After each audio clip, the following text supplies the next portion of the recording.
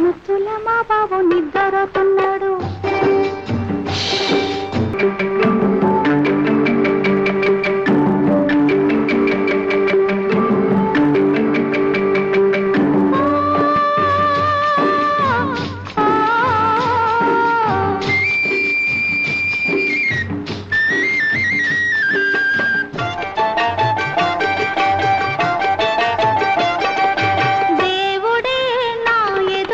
నిలబడితే ఏమి కావాలి తల్లి అని అడిగితే, దేవుడే నా ఎదురుగా నిలబడితే ఏమి కావాలి తల్లి అని అడిగితే, నేనేమని అంటానో తెలుసా తెలుసా, నీ నీడలో మావాడు పెరగాలని, నీ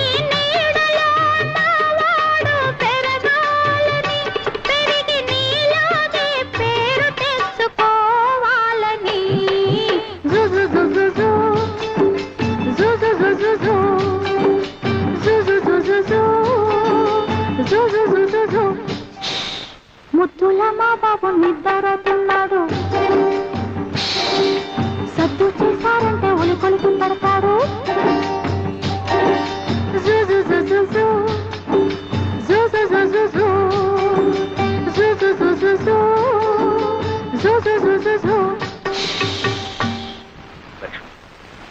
బాబు హాయిగా నిద్రపోతున్నాడు.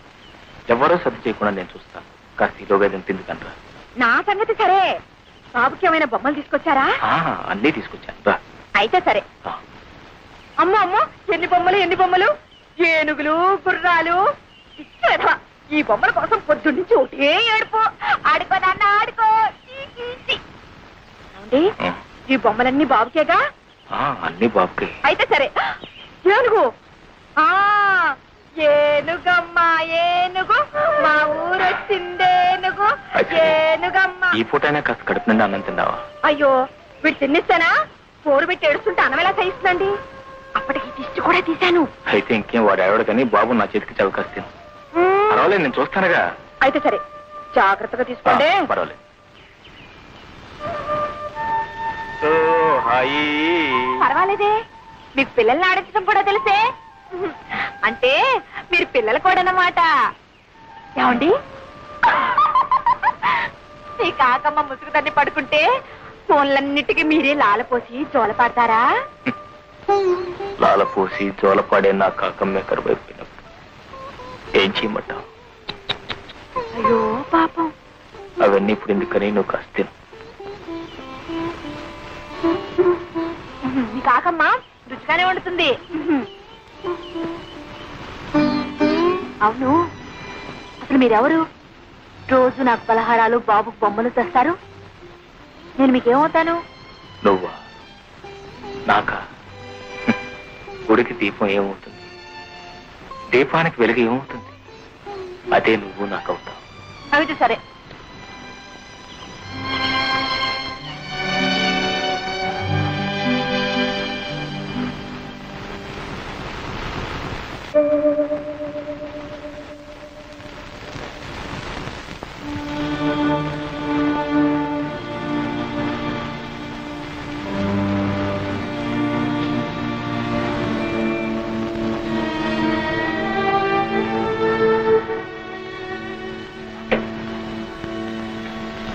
విగ్రహం వచ్చింది బాబు.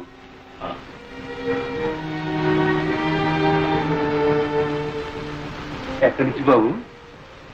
అన్నయ్యదే. అంతా కులాసాగా ఉన్నారా బాబు? అన్నయ్య వదిన శోభను తీసుకుని రేపు ఇక్కడికి వస్తున్నా. అమ్మాయి శోభ, శోభ.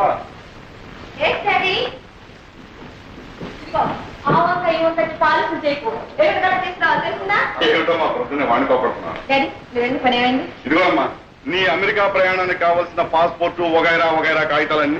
అప్పు త్వరగానే వచ్చేసాయే. సరేలే, మూల విరాట్లకు ముడుపులు చెల్లించి చిల్లర దేవుళ్ళకు అర్చన చేయించి ఇలా అంచెలంచెలుగా అందరినీ తడిపి తడిపి మనం దశావతారాలు ఇస్తే గానీ ఆ కాగితాలు మన చేతికి రాలేదు. ఎడం చేతో ఎక్కడో పారేసుకుని మర్చిపోక కుడి చేతో భద్రంగా దాచుకో. Okay daddy. శోభ ఇవి అమెరికా వెళ్ళాల్సిన జాడీలురా, ఇక్కడే పగలగొడితే ఎలా? మమ్మీ చూడమని కొడుకు ఏ పని చేయనివ్వకుండా నా ప్రాణాలు తీసేస్తున్నాడు. అమ్మమ్మ నేర్పిస్తున్నావా? లేదు మమ్మీ, డాడీతో ఆడుకుంటున్నాను. జాడీలతో ఆడుకుంటే అవి పగిలిపో. అసలే మన అమెరికా వెళ్ళి విమానంలోనేనా? అవును. అయితే మరి విమానంలో చింతగా పచ్చి తీసుకొస్తా. తీసుకెళ్తే ఈ వాసన ముక్కు మూసుకుని యూ పాత చింతగా పచ్చడి గెట్ అవుట్ అని మళ్ళీ విసిరి పడేస్తా. అప్పుడు అమ్మమ్మ అయ్యో చింత పచ్చడి, అయ్యో చింత పచ్చడి, నువ్వు ఒకటే ఏడుపు. బాగా వసపోసి పెంచావు, చూడు ఎలా మాటలు నేర్చుకున్నాడు. వెళ్ళి ఆడుకో. అమ్మమ్మ డాడీ జాగ్రత్త. ఈ అల్లరి రసం విడిచి మమ్మల్ని ఎలా ఉండమంటావే? అందుకేగా మమ్మీ మిమ్మల్ని కూడా రమ్మంది. ఇది మరీ బాగుందమ్మా. మీ ఆయన భార్య బిడ్డల్ని ఎప్పుడెప్పుడు చూద్దామని తహతలాడిపోతుంటే వెంట ఈ సతి మొదలు కూడా ఎందుకమ్మా? ఆయన తహతలాడేది నా కోసం కాదు డాడీ. ఇదిగో ఉన్నాడుగా ముద్దులు కొడుకు, నో షుగర్. వీడంటూ పుట్టకపోతే ఆయన గారు ఆదేశంలోనే ఉండి నెలకు రూపాయి ఖర్చు పెట్టి ఓ ఉత్తరం ముక్క రాసి పడేసి ఇంతే సంగతులు అనేవారు. ఎవరైనా అంతేనమ్మా. ఇద్దరు ముగ్గురు అయినప్పుడు ఆ మూడో ప్రాణి ఈ ఇద్దరికి ఆరో ప్రాణమై కూర్చుంటుంది. రేపు నువ్వు మాత్రం నీ ముద్దుల కొడుకు దూరం అయితే ఉత్తరం ముక్క కాదు, రెక్కలు కట్టుకుని ఎగురొచ్చి వాడి ముందు వాళ్ళు. అమ్మో, బాబుకు దూరంగా ఉండడమే మై గాడ్. ఒక్క క్షణం కూడా ఉండలేను బాబు. అవును, అడవటం మర్చిపోయాను. వాసుకు జాబు రాశారా? టెలిగ్రామే ఇచ్చాను. బాబాయ్కా? ఏమని? రేపే బయలుదేరి వస్తున్నామని. అబ్బా, ప్రయాణానికి పట్టుమని 10 రోజులైనా లేదు, మధ్యలో ఇదే సిల్లి మజిలియా? నాకు బోల్డని పనులున్నాయి బాబు. ఎన్ని పనులున్నా బాబాయిని కూడా చూసి వెళ్ళడం ధర్మం. వాట్ డాడీ, మేమేదో అమెరికాలోనే పాతుకుపోతున్నట్టు. చూడు, ఈసారి వచ్చినప్పుడు బాబాయ్ దగ్గర 10 రోజులు ఉండి వెళ్తాను, సరేనా? అది కాదమ్మా, నువ్వు వెళ్ళేదేం పక్కూరా, పరాయి దేశం. తమ్ముడు కూడా నేను ఒక్కసారి మనసారా దీవించి పంపితే మాకు సంతృప్తిగా ఉంటుందమ్మా.